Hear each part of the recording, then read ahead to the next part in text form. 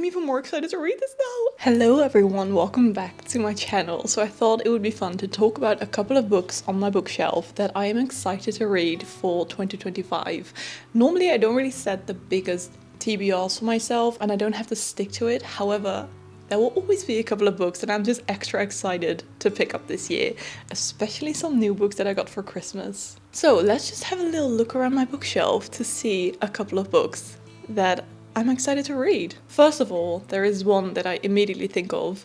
It is Emily Wilde's Map of the Otherlands. This is the second book in the Encyclopedia of Fairies series written by Heather Fawcett. And this is a very, very cute, kind of magical, cozy magical series that follows a woman named Emily Wilde. And she is kind of going to figure out the fairy world. In the first book, she wrote an encyclopedia about that. And in this one, she will probably write a map of the Otherlands. Otherlands meaning the fairy world. I really enjoyed the first one. It was just so cozy, and yeah, this is definitely going on my TBR. Another fantasy that I immediately thought of is this one, The Name of the Wind by Patrick Rothfuss. This has been on my TBR for like years. I only just got it for Christmas though, physical copy, but I've always said to myself I really want to read this fantasy book because apparently it's just such a good, well-rounded, interesting world fantasy. And do I know anything about this book? No. Did I just put it on my wish list? Absolutely. I will read you a little bit from the back. I have stolen princesses back from sleeping barrow kings. I burned down the town of Turbonne. I was expelled from university at a younger age than most people are allowed in. I have talked to gods, loved women, and written songs that make the minstrels weep. This sounds amazing. Let me know if you've read this book.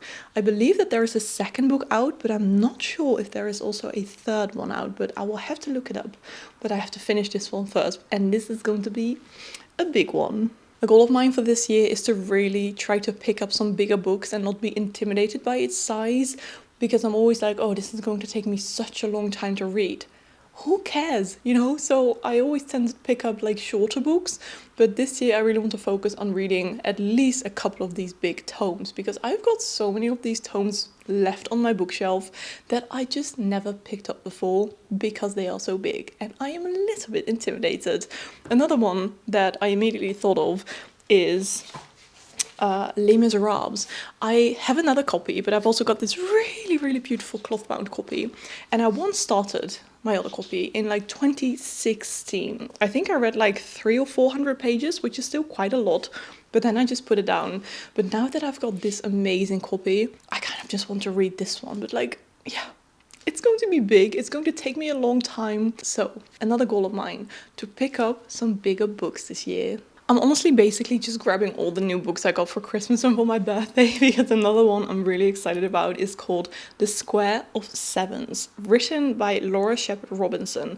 And this is supposed to be a very amazing historical fiction. I will also read you a little bit from the back because I actually don't know that much about it. Red, the daughter of a fortune teller, makes a living with her father on the roads of Cornwall, predicting fortunes using an ancient method known as the Square of Sevens. But when her father dies suddenly and she becomes the ward of the gentleman scholar, Red is thrust into the Georgian splendor of Bath.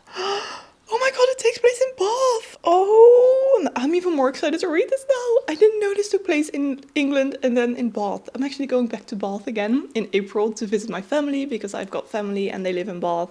It's one of my favorite cities in England, and okay, this is going on the top of my TBR.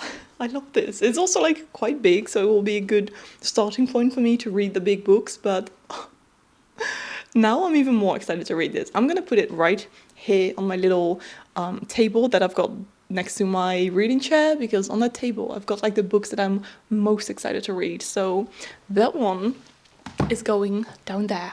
By the way, did you see that I have this new little reading book nook? Not a reading nook, but a book nook that I also got for Christmas.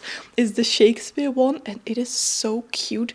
It has a little light that I installed. I felt like Nikola Tesla doing electricity and chisels, but oh, it is so cute. I had the best time putting that thing together. I thought I would move you around a bit to have a different angle of my bookshelf. I am not too sure actually. Oh, I know another one, a non-fiction, a memoir, because memoirs are one of my favorite things to read. I need to be so careful whenever I want to grab something that is behind this plant, because if you've seen my previous like bookshelf reorganization videos, this plant tends to fall down a bit. I mean, a lot.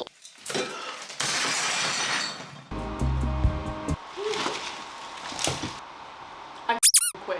But I've changed the pot, so I hope it's a bit more stable now. This is the one I really want to read. It's called Madly Deeply, the Alan Rickman Diaries. And this has a foreword in it by Emma Thompson as well. So these are diaries from Alan Rickman about his life, about his experiences being this amazing and fascinating actor. And I'm very excited to read this. I feel like it's going to be really beautiful, emotional, and also fascinating as well, because I'm guessing his life and just his whole acting career is incredibly unique and fascinating. So it says, through his never-before-seen diaries, a 25-year passion project, Alan Rickman invites readers backstage and into his life. Let's have a little look if there is something else that like comes to mind that I want to read. Ooh, okay. I think this might be a good one. The second book in the Mistborn trilogy. This is The Well of Ascension. I read the first one, Mistborn, a few years ago and absolutely loved it. I really devoured this book. This is one of these like mass market paperbacks that I secretly really love reading, because you can just break the spine, don't care about what it looks like. And I love the first one, and then I just never picked up the second one. So maybe The Well of Ascension should be a good one to go on my list as well. Again, a big fantasy tome, but as I said, that is my goal for this year, to read some more tomes. The next book I want to talk about is one that I haven't got on my shelf, but that I really want to get. I have another one on my shelf, namely The Cost of Living by Deborah Levy. She has written a couple of these memoirs, and this is, I believe, the first one. There are a few more, I think 2 more, and I absolutely love this one. I didn't know anything about her, and she's just having such an interesting life that she shares with her readers in this like short memoir. But there are more of these, so I definitely want to pick up the other ones in this kind of memoir series as well. This was such a good one. I randomly picked this up last year in Bruges in a bookstore, and I just read it within a couple of days. It was so good. So good. Oh, I found another one. This plant. This is one that I got myself for my birthday, because on my birthday I decided to go into town, just have a lovely day off, and I went to this small independent bookstore here in Rotterdam. It's called Emma's Bookshop, and Emma is also a booktuber from the Netherlands, and she has opened her own bookshop here in Rotterdam. And I was just talking to her, and she recommended me this book because she was reading it at the time. It is called Darling, written by India Knight, and I never heard of it before, but excuse me, this cover looks absolutely amazing, so I thought I would pick it up. It takes place in London, aka my favorite city in the world, so that is also definitely a plus. Marooned in a sprawling farmhouse in Norfolk, teenage Linda Redlet feels herself destined for greater things. She longs for love, but how will she ever find it? Eventually, Linda does find her way out of the bosom of her deeply eccentric extended family, and she escapes to London. Well, we'll see.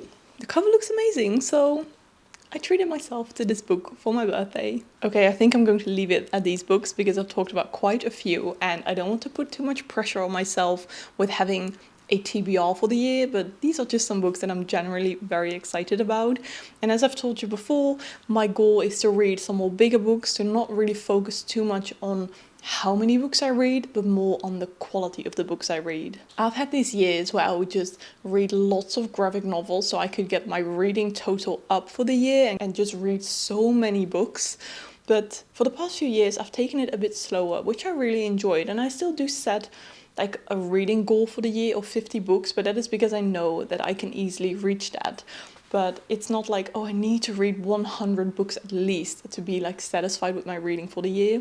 So I'm happy with this new kind of goal or challenge that I've set for myself. By the time I'm filming this, I'm also doing a 1 entire month without social media. So I've deleted all the social media apps from my phone, and it has already helped me so much with reading. I've got so much more time. It is currently the 10th of January and I've already finished 5 books. One of them was really short, but still, I have already read so much. I'm enjoying this time without social media so much, and the extra time is just amazing. I can feel myself really starting to kind of embrace all the beauty surrounding me instead of doom scrolling social media when I'm walking outside, when I'm on the metro, and I'm just picking up my book or just listening to a nice song or listening to an audiobook whilst walking outside.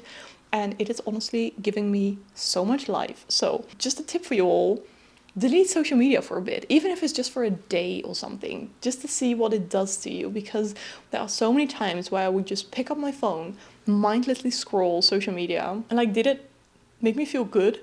Not necessarily. And it would just, you know, make me compare myself to other people. I would fall into these Instagram, TikTok rabbit holes of reels and short videos that do not really add any value to my life. And reading a book instead, or just going outside for a walk, definitely adds way more value to your life. So I highly recommend to try this as well. I'm actually filming some update videos about this, and ironically I'm posting the updates on social media, but I'm just posting them on there. I'm not scrolling on there, because I've deleted all the apps. Thank you so much for watching this video. Please do let me know in the comments if there are any books that you want to read in 2025, or if you're reading any good books, because I can always use some new book recommendations. And even though I've become very mindful with buying new books, I definitely allow myself to buy new books, but I just think about it a little bit more before actually purchasing it. If you want to comment something but you don't know what to comment, make the comment section look very bookish. So add lots of bookish emojis in the comments. Thank you so much for watching. I really hope that you are having a gorgeous day, and I will hopefully see you in my next video, which will be a week 2 update of my challenge, and I will film things in Ireland because I'm going to Ireland for the week, and I will not be posting anything about my trip on Instagram stories, which is really something new for me. So I will try to film a little bit here and there and add it in the next update video. Okay, bye bye. Thank you for watching.